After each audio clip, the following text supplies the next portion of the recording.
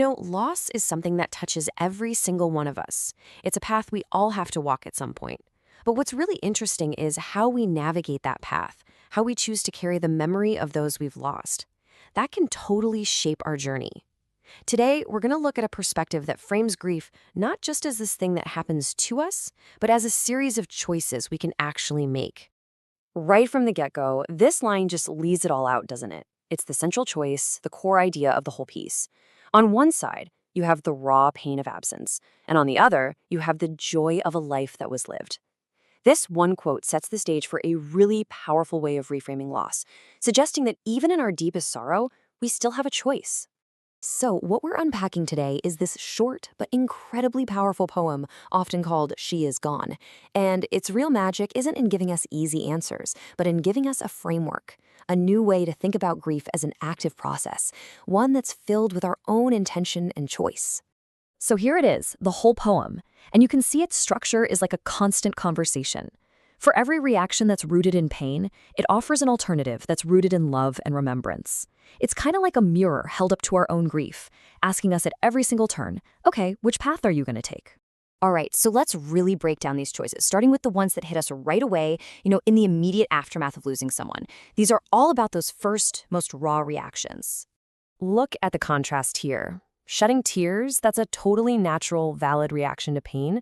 The poem isn't saying, don't be sad, but it offers an alternative that's an action, a conscious choice to smile. It's not about pretending you're not sad. It's about actively choosing to focus on the gift of the life that happened instead of only focusing on the empty space it left. And this idea just keeps building with the next choice. This one is really about denial versus acceptance. Closing our eyes, well, that's a pretty clear metaphor for wishing things were different, right? For rejecting a reality that just hurts too much. But what's the alternative? To consciously open our eyes and actually see what's still there? The lessons they taught us, the laughter, the love, that permanent mark they left on us and the world? So this leads us to a really crucial question. We've all heard about these stages of grief, like we're just passengers moving through them, but this poem offers a different angle. It suggests that at any point in our grief, we can make a conscious pivot. So just think about it for a second. When you deliberately shift your focus from what's gone to appreciating everything that remains, how does that change your entire experience? It's a powerful thought. So from our outward reactions, the poem then takes us deeper. It guides us inward to the state of our own heart and mind. This is huge. The poem suggests that a physical absence doesn't have to mean an emotional emptiness. One path leads to feeling this void that's defined by what you can no longer see. But the other path, it insists that the love you shared doesn't just disappear. It's still there, and it can fill that very same space, not with emptiness, but with warmth and fullness. And this just makes you wonder, right? Can we actually treat a memory not as a monument to something that's gone, but as an active, living presence in our lives? Can the love we shared become this source of strength that we carry with us always?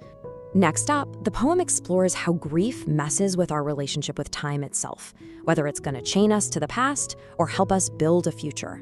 This choice is all about momentum, about which way you're facing. It's so tempting when the future feels a little less bright to just retreat into the comfort of yesterday. But the alternative here is so powerful, to let the beauty of yesterday make you happy for tomorrow. The past stops being a prison and becomes the foundation you build a hopeful future on. This next choice is so subtle, but oh, it is so important. It's the difference between passive memory and active remembrance.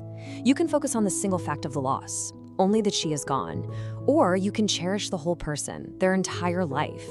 And to cherish, that's an action. It means you protect it, you nurture it, and you consciously let that memory make your life better.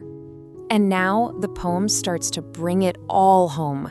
It's tying all of these threads together, building toward one final, clarifying choice. It summarizes that first path, the path of reactive grief, one last time. It's basically a recap of all the choices we just saw. Crying, closing your mind, feeling that emptiness, turning your back on the future. It's a really honest picture of what that path looks like. And here's the ultimate pivot.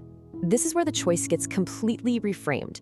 Suddenly, it's not just about how you're managing your own pain anymore. It becomes about honoring the person you lost, about acting in a way that reflects the love they had for you. So what would she want? Well, the poem suggests it's these 4 simple but incredibly profound actions. Smile because she lived. Open your eyes and see everything she left behind. Love by being full of the love you two shared. And go on, carry her memory forward into a new day. It's like a little roadmap for letting their memory truly live on through you. And so we're left with this really powerful idea. Grief isn't about forgetting, and it's definitely not about ignoring pain. But maybe, just maybe, within that pain, there's choice, there's agency, there's power. And the poem's final question is the one we'll leave you with today. How will you choose to remember?